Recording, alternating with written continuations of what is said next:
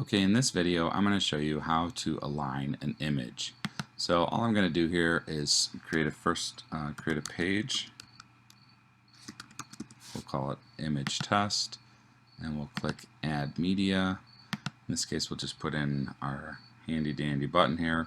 Now there is an option in here when you're going to add media for the alignment to do left, center, or right.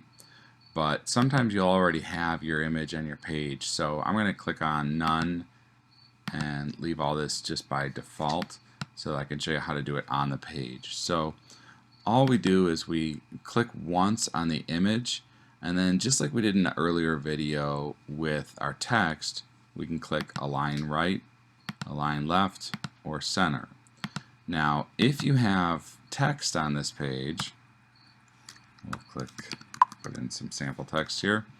If we want this image to be to the right of this text, for instance, if we first click align right, this little line that you see right here lets you know where it is. So in other words, if we have a couple of paragraphs like this and we want this to be more in the middle, we could click and drag it so that that little line shows up right there, and now we've got it aligned to the right based on this other paragraph, the second paragraph.